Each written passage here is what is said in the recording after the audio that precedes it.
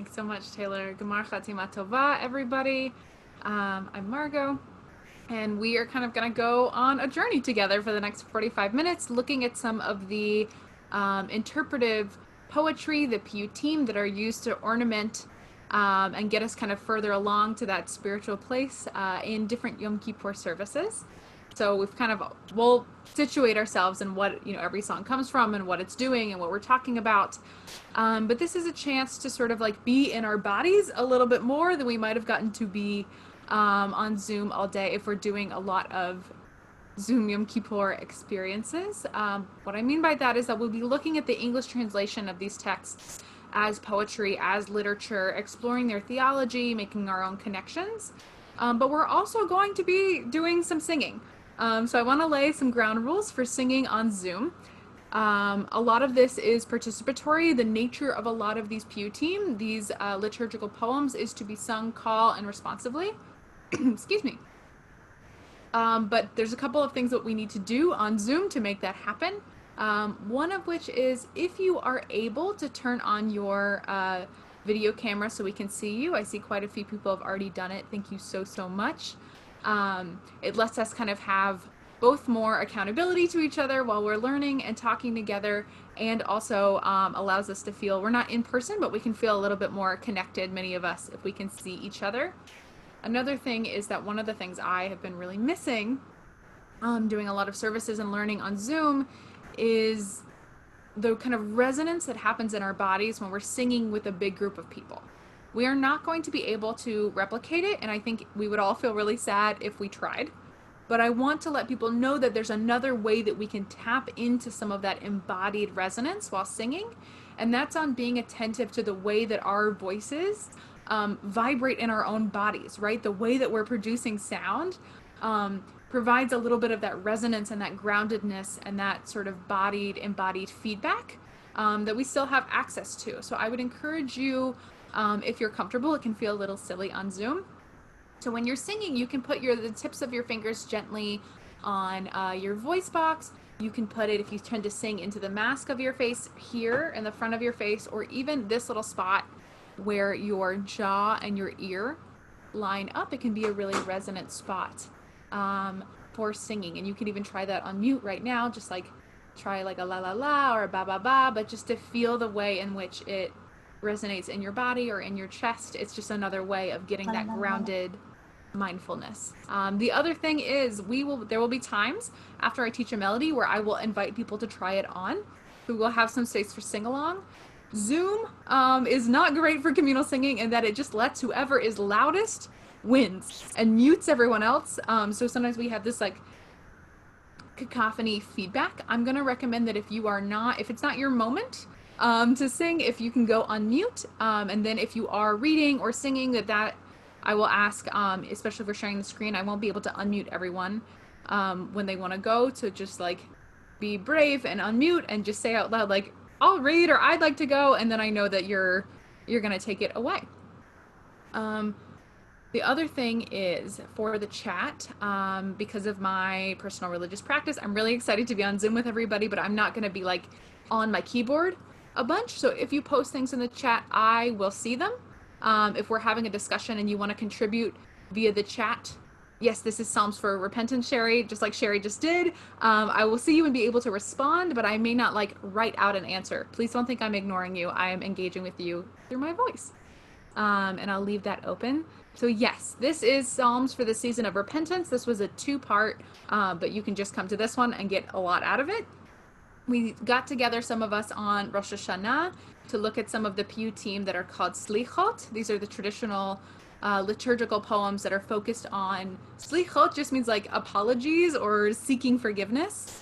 And so these are piyutim that are specific to the holiday of Yom Kippur. They're Jewish liturgical poetry embedded in our Yom Kippur service, and we're going to pick them out and talk about how they might aid this process of teshuvah, of the return, the renewal, the seeking our best selves, seeking the best self available for the world that is a part of this holiday and really at the core of this holiday. So hopefully I would invite you, if you're willing to go there, to like let this be a learning experience, but also let it be a religious experience. So I appreciate you sitting through about 6 minutes of intro, but now we can really start to dig in. And I want to ground us in what piyutim are. I keep using that word. It comes from the Greek word poeta, and so it's just poetry, but it's specifically a sort of subgenre of poetry that is written within Jewish liturgy as a way to sort of either illuminate or explain or draw us deeper into the text of our regular normal liturgy. Right, in a lot of Jewish prayer, we hold the value of keva and kavanah, of kavanah, like intention, our own interpretations, our own emotions that we're bringing, and keva, the fixedness, the regularity of prayers. We kind of say the same thing all the time, although we switch it up a lot for holidays like the one we're experiencing now. So piyutim sort of sit at the intersection between keva and kavanah, in that they are poems written in different eras. The earliest piyutim started out in the 5th century. They're still being written today. Often they're written in Hebrew. The ones we're looking at today are going to be written in Hebrew. If you don't know Hebrew, that's fine. They're going to be transliterated. They're there in the handout, and we have the English translations. But other piyutim have been written in Judeo-Arabic, in Ladino, in Yiddish. If you're used to doing zmirot at your Shabbat table, those are also like part of the family tree of piyutim. If you're familiar on Shabbat evening with Yedid Nefesh or Lachadodi, those are medieval poems that were added much later to the service. It's a way to sort of wake us up out of the, okay, I know all the words, I'm like kind of doing it by rote. The piyyut is there to say like, wait, stop, sit with this idea for a minute and like get into it. There's some good juicy stuff here and we don't want you to miss out. That's kind of the goal of the piyyut. I have just laid a lot of information on everybody. So I'm gonna pause and see if there are any questions. If you have a question you want to put in the chat, we'll like have a quiet period, about 10 seconds if people want to write. And if not, we will move into our first poem, which will be Adir V'Naor on the handout. I will also share the screen. But if anyone has any questions about things that I shared or about Piyyutim,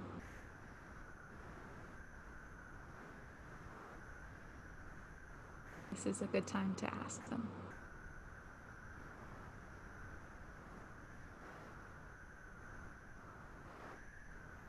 So I'm not seeing any questions, but as they arrive, the chat box is open and available. Please, please, please use it.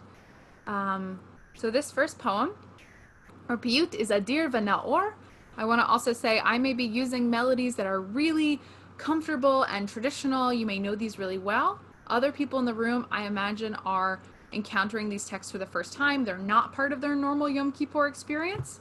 I would say lean in. If it's comfortable and it's familiar, oh my God, go to that place of like comfort and familiarity and juiciness. And if it's brand new and like busting open new parts of liturgy for you, then like put on your crash helmet and dive in. This is really just like an invitation to get in it.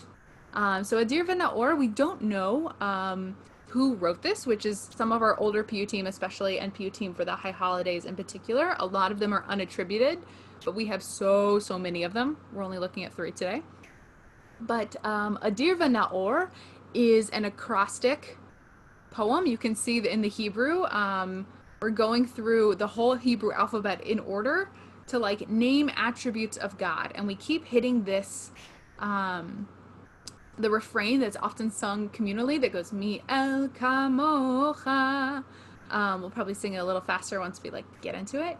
But, you know, who is like you? And it's often sung during the Yom Kippur Musaf service, this like extra service. It's kind of where all of the good juicy stuff happens, where we talk about ritual and the ancient temple and Kohanim and the shofar, kind of like all of the words that are very Hebrew and jargony. But Musaf is this long, almost palette on Yom Kippur morning into afternoon, where we go through all of these different shades of what it means to be human, and think about how we put them in service of our teshuvah, or our service in service of our connection with something bigger than ourselves. Again, I'm going to use a lot of God language because it's here in the text. If that doesn't resonate with you, then like please, this is your open invitation to like insert meaningful, higher power, larger energy, sense of connection thing here. I'm going to reflect the words of the text in my speaking, but I also want to hold that like we may be coming to this from a lot of different places.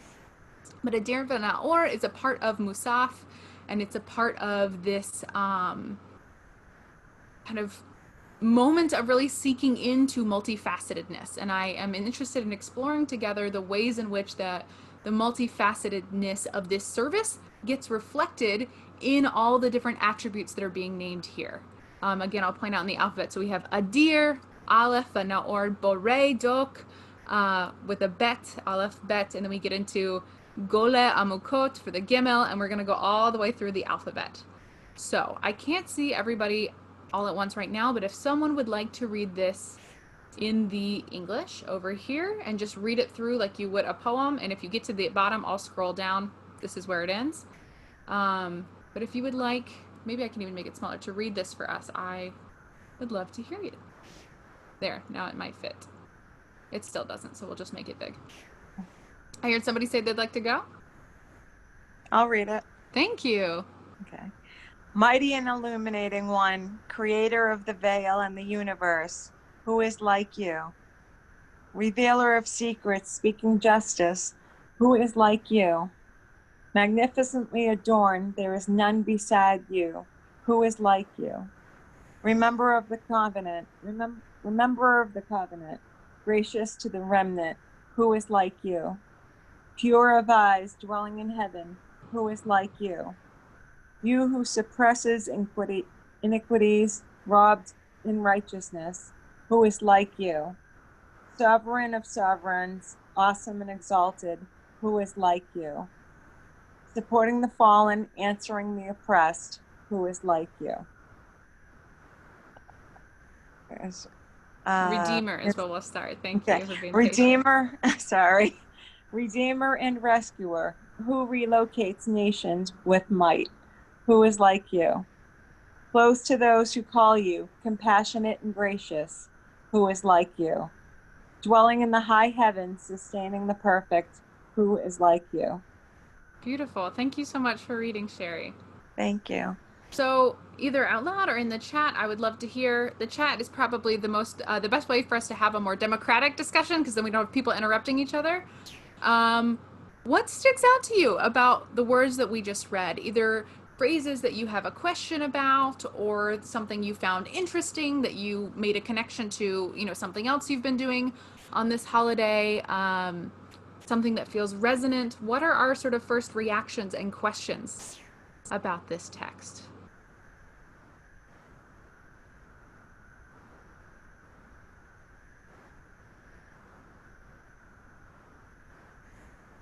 I'm going to look and see if there's questions or reflections in the chat as well.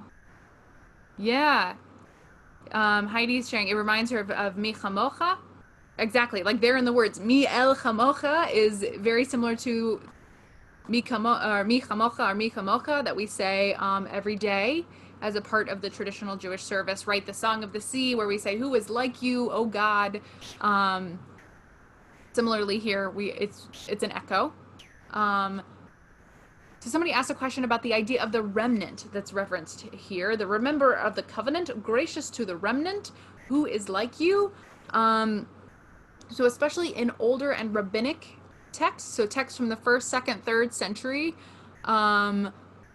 often the Jewish people are sometimes referred to as the remnant, kind of referencing the experience of diaspora, and that like we lost a lot of people in the very turbulent first couple centuries of the first millennia CE. So the remnant there is a kind of a code word for Jewish people. Yeah. Tahor Einayim is such a weird phrase, pure of eyes, sort of like looking at without ritual blemish or ritual unfitness. But it's like, it is a strange phrase, pure of eyes. Seeing reactions to the idea of revealer of secrets, speaking justice. Yeah, that like brings up our own doubt. Something that I think that's incredible about this is that we don't name all of these attributes of God from the anonymous author and go, yes, we agree with and believe all of that. Like there's no, it's not anima amin, I believe in this. I think it's there. Actually, these attributes are here both to provoke maybe in some of us a sense of agreement, but also a sense in a very Jewish way when we encounter texts of questioning, of like, What do you mean pure of eyes? What do you mean speaking justice? This world is a mess. I'm also saying for melody, yeah, reflection of like there's a sense of majesty, of grandeur, right? Sometimes we use the alphabet in Hebrew text as a shorthand to mean everything. Of like, if I can give you a name from everything out of the alphabet, it really means that my praise is unending. Supporting the fallen, yeah, great question. Relocates what nation with might? We can look in the Hebrew here. What verse is that? So'e barav koach. It actually doesn't. So the relocates nation with might is a loose translation of the phrase so'e barav koach. It means like bringing out with a lot of power. And it's traditionally understood again as a reference to Jewish diaspora and the diasporic experiences of Jews. But it also, the great thing about Piyyutim is like fill in the blank. God brings out what with might. So I want to make sure we have time for the melody. So I will sing it and we can get used to singing it along with me off mute, and then a couple verses in if people want to try a verse and go for it. They're all very short. They all end the same way. I would love to hear some people's voices other than mine. So I'll sing it first as a wordless melody. It goes I da da da da da da da da. I da da da da da da. I da da da da da da. I die die die da da die. And the response from everyone is Mi el kamocha. Try that. Mi el kamocha.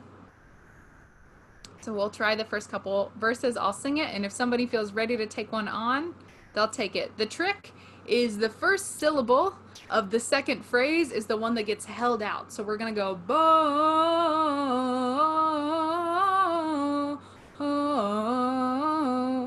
Every line, it's always going to be on that line. So we're going to do it with the bow of borei doch to start. Adir v'naor bo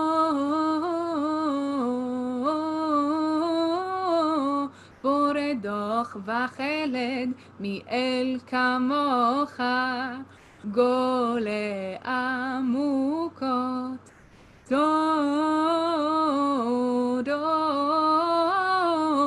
דובר צדקות מאל כמוך הדור בלבושו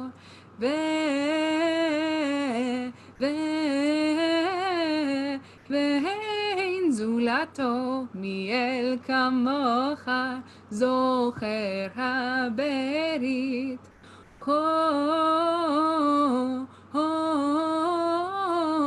כונן שארית מאל כמוך תחור עיניים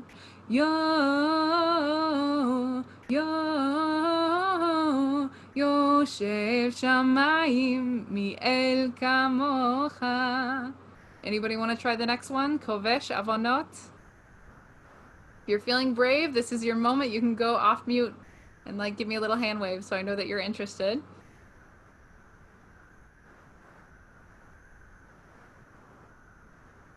Or does anybody maybe feel brave enough to just come in with a mi el chamocha? I'll sing the verse part and you can do the echo. We're a multivocal tradition, right? We have lots of different voices and experiences, and I love when we're looking at text to have that reflected in the room. So if people are feeling a little shy, I can do a couple more, and then I would love, at least for a mi el chamocha, to have people come in. Kovesh avonot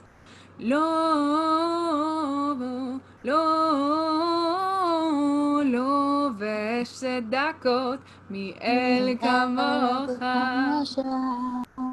You want to take it again, please, Ginger? For Melech Melachim? No? Judy, I see you're off mute. Would you like to try it? Okay. Melech Melachim. No.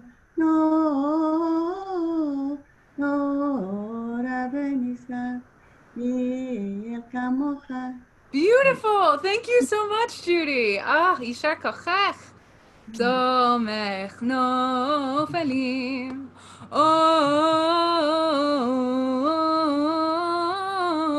One asuk Hakim mi'el kamocha. We'll go down and do the very last one and then move on to the next piyut. Shochen shehakim to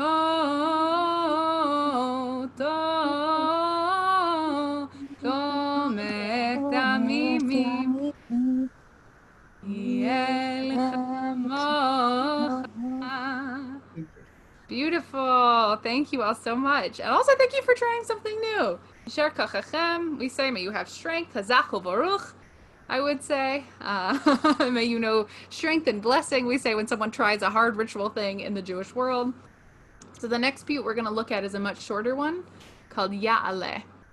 We also don't know where Yaale comes from, but often it begins to be sung in the evening. So right after Kol Nidre is part of the evening service of Yom Kippur. And there's many, many, many verses, but we're just going to do one because it's kind of a slower melody. And this one is a little less participatory, so I'll just sing through it. But I want us to look at the text a little bit. Here, this is actually two different translations of the same 3 lines here. So there's kind of the Hebrew, it packs a lot into a very short word. So we have 2 sort of alternate translations if somebody would like to read this medieval piyut for us in the English, both translations in the little box here. May our supplications rise up at evening, our pleas arrive with the dawn, our songs transform the dusk. Let our yearning rise to you in the evening, our exclamations come in the morning, the wondrous joy that shall appear by evening. Beautiful. Thank you, Ginger. So again, in the chat, I would love to hear, what does this bring up for folks as we think about sort of all 25 hours of our Yom Kippur experience? Right, we have, and sort of mirrors our services, right, of starting in the evening and then early in the morning and then in the afternoon unto the evening. We sort of have our whole day reflected. But what might this bring up for folks when thinking about their own spiritual process on this day?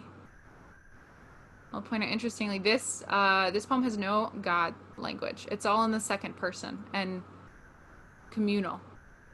It's about our experience. What might show up for folks thinking about this?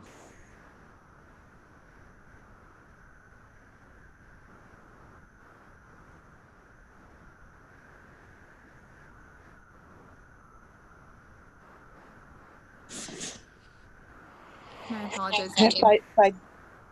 By dawn, I think it becomes more insistent. It becomes stronger. We go from supplications to pleas. I think it's stronger. And then something I didn't always feel, but finally did, a joy at Naila.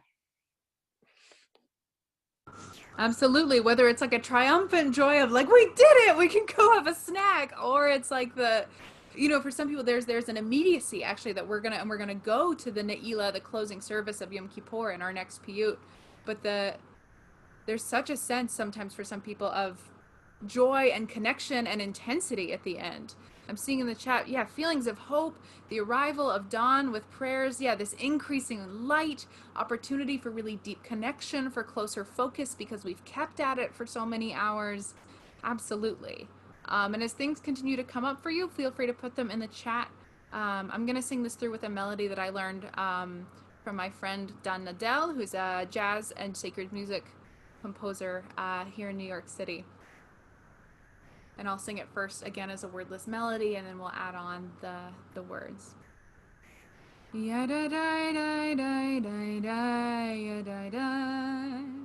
I da da ya da ya na na. Ya da da. Ya da da.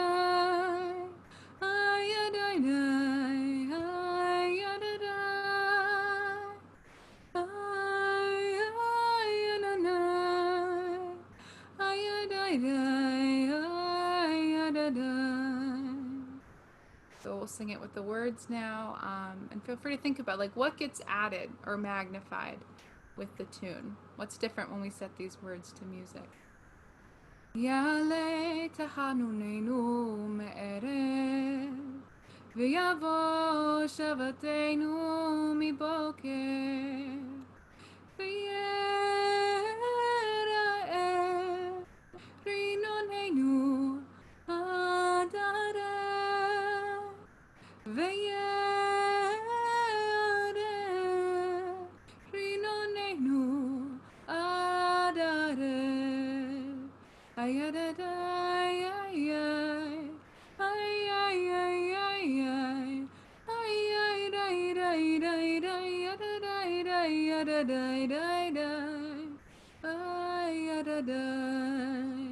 Yaale tachanunenu me'erev, ויבוא שבתנו מבוקר, ויראה רינוננו עד ערב, ויראה רינוננו עד ערב.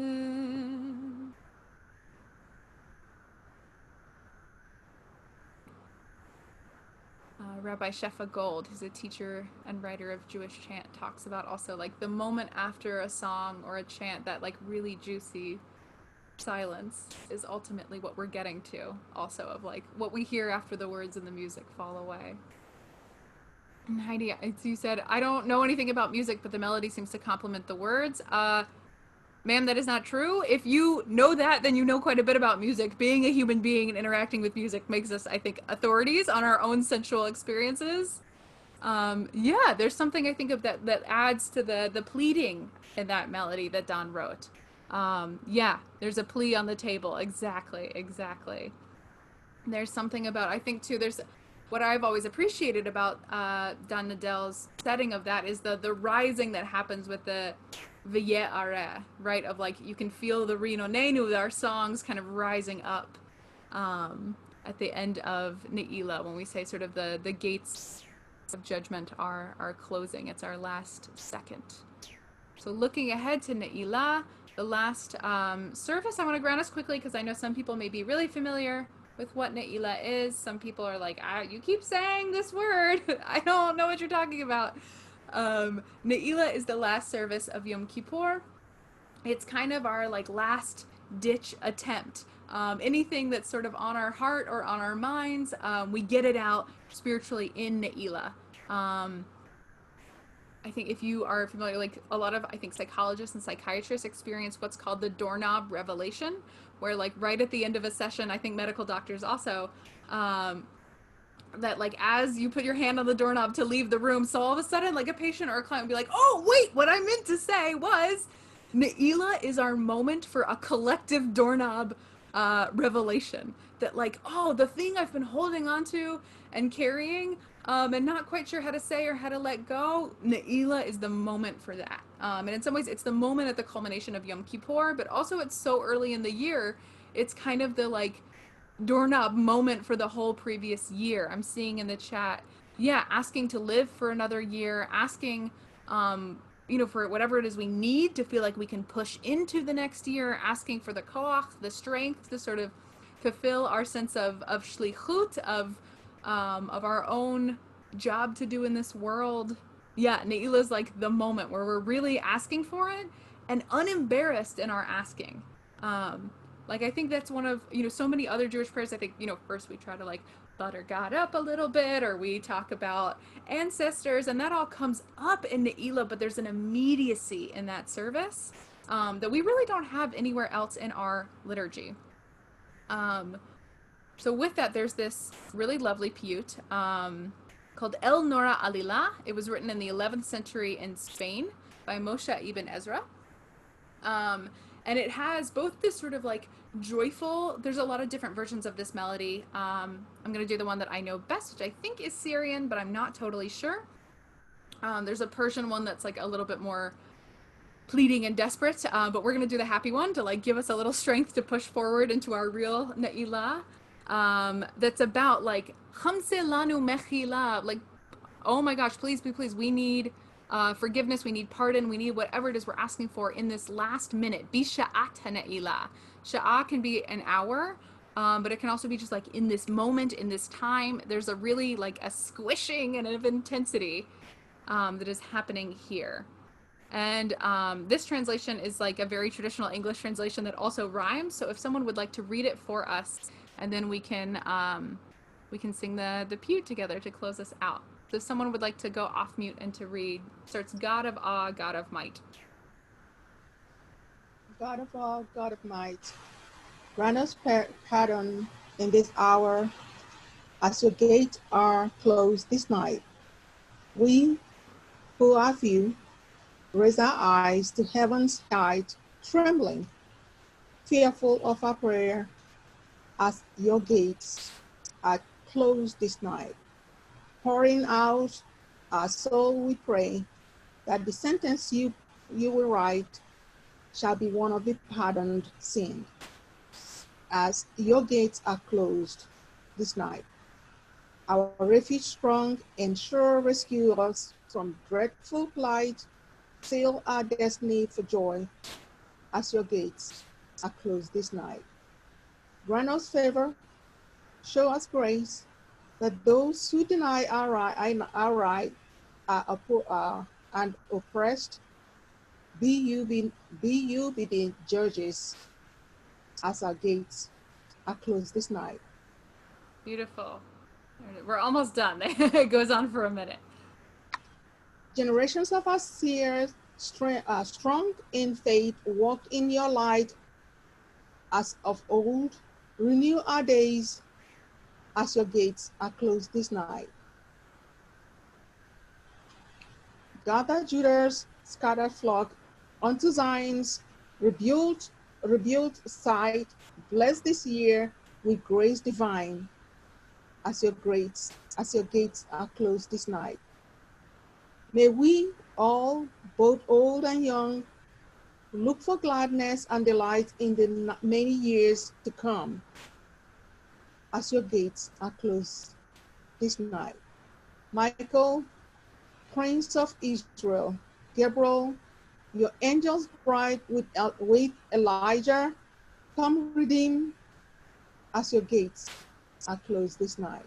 Thank you so much, Peace, for your beautiful reading. Yes, so this is like Nora Alilah. We are pulling out all the stops. We are asking like anybody we can think of for some help here. So that last verse is appealing to different angels in the Jewish mystical tradition. Like we said, this is a medieval piyyut. It's when Jewish angelology and also Jewish demonology, which is like a great conversation for another time, was sort of at its height culturally. And so we have Michael, Gabriel, Elijah. There's almost like an idea of, if I was being very fancy and using academic German, which I will for a minute, would be like Heilgeschichte, right? It's like there's something about the end of the world, that intensity, like stories that we would tell. Elijah traditionally brings on the Mashiach, the kind of Jewish fated Messiah that arrives to sort of either usher in or crown, depending on who you how you're interpreting, kind of the end of, not the end of the world in a destructive sense, but the end of history. There's like all of Yom Kippur is getting collapsed into this moment, and now like all of history gets collapsed into this moment through the view of the speaker of the poem. But if there's any other questions about the text, please put it in the chat. The other thing I want to note for us is, again, all translation is commentary, right? Hebrew is a really multifaceted, multivocal language, a lot of meaning, not a lot of words, very sparse word, meaning heavy. And so to translate it into English in any time is to add some kind of commentary. And like I said, this is a very traditional interpretation. But I want to note this conversation about the words Judah and Zion actually never appear in this piyyut. They appear in the English translation. And the reason why, let me find it, is this part, Krana bishat ratzon, v'choshev shar chatzon, le'ocholiva v'ochola, bishat nahila. Ocholiva and ochola are seen as, in some medieval texts, traditional names for certain cities within the, like, historic or even pre-biblical like Israelite world. But they're also they're not direct. It's not a direct request for any physical land. It's a kind of reliving again. It's the past, present, and future being brought to bear in the same moment. And I know for some people, sometimes looking in that can like get us stuck in a certain current physical or geographic reality. And I want us to be focusing instead and highlighting the way in which this is a pulling in of different parts of Jewish history to all be present at the Shnat Ratzon, as the verse says, in this moment of where our prayer is considered especially acceptable, where they say the gates of tears are always open. It's the gates of redemption and judgment that maybe we envision closing. It's the operative metaphor of the Naila night. So I'm not seeing anything in the chat, but if things come up for folks, please ask. So the first verse is also the chorus. So we'll sing it through twice to sort of like get ready, and then we'll take it verse by verse. And if at any point somebody wants to try a verse or to try a chorus, I will pause at certain points so that we can jump in. But it goes like this. El Nora Alilah, El Nora Alilah, המציא לנו מחילה בשעת הנהילה. El Nora Alilah, El Nora Alilah, המציא לנו מחילה בשעת הנעילה. That's the chorus. So here's how the verses go. מתי מספר קרואים, לך עין נושאים, ומסלדים בחילה, בשעת נהילה. אל נור עלילה, אל נור עלילה, המציא לנו מחילה, בשעת נעילה. שופכים לך נפשם, מחפי שם ונחשם, המציאם מחילה, בשעת נעילה. אל נור עלילה, אל נור עלילה, המציא לנו מחילה, בשעת נעילה. היה לכם לסתרה וחצילם ממרע, וחותמם לחוד וגילה, בשעת נעילה. אל נור עלילה, אל נור עלילה, המציא לנו מחילה, בשעת נעילה. חון אותם ורחם וכל חץ ולוחם, עשה בכם פלילה, בשעת נעילה. Anybody want to try a chorus? A little El Nora? I'll sing it through this time and then we'll pause after the next verse to try it out. El Nora Alilah, El Nora Alilah, המציא לנו מחילה, בשעת נעילה. זוכר צדקת אביכם וחדש את ימיכם, כקדם ותחילה, בשעת נעילה. Someone feeling ready for a chorus? A little El Nora? Lay it on us. I'll go. Please. Oh, but I need help. I'll sing it with you. We'll do two together. This is perfect. El Nora Alilah, El Nora Alilah, המציא לנו מחילה, בשעת נעילה. Beautiful. Chazak Baruch. And I saw that someone else raised their hand. David, do you want to try one? David Makoff, this is your moment. Or did you have a question? Either way. El Nora Alilah, El Nora Alilah, המציא לנו מחילה, בשעת נעילה. Beautiful. Chazak Baruch. תודה מאוד. Couple left. קרנה בשנת רצון וחושב שעה חצון, לא אוליבה ואוכלה, בשעת נעילה. אל נור עלילה, אל נור עלילה, המציא לנו מחילה, בשעת נעילה. תזכו לשנים רבות וכבנים וכאבות, בדיצה ובצוחלה, בשעת נעילה. Someone, please. Okay, you please. Go. Let's hear it. Oh, you mean the last one? The The El chorus? Nora. El Nora Alilah, El Nora Alilah, Hametzlah Nahomehila, Bishana Lehila. Beautiful. Okay, so then traditionally we slow down a lot for this last one. So everybody on mute, but we can all sing through it slowly together, and then we can all go off mute for the final chorus or the final El Nora, and it'll be a cacophony, but it will be gorgeous because we'll hear all of our voices. So on mute right now, we'll go through this slowly. Michael, Samuel, Eliyahu, Gabriel, Basar, Hageulah, Isha'at Naila. All right, now we're gonna bring it home. We'll sing the chorus twice. El Nora Alilah, El Nora Alilah, Hamselanu Mechila, Isha'at Naila, El Nora Alilah, El Nora Alilah, Hamselanu Mechila, Bisha'at Naila. Beautiful. Oh my God, I have not gotten to hear that many voices at once in months. Zachal Baruch, Yishar Chachem. Beautiful, beautiful. So we have about 3 minutes left. I would love in the chat if people would like to just leave us either with something that you learned, something you're walking away with today, or even just like a bracha for the rest of our Yom Kippur, for those of us if we're fasting or not fasting or doing a lot of labor so that other people could fast. But just to like tell us what you're logging off with or walking away with in the comments if it's within your hug practice. What are you walking away with today? So the sheets are all available. They're in the chat, and then I think that Taylor also has the PDFs to send. And they're there in the chat again.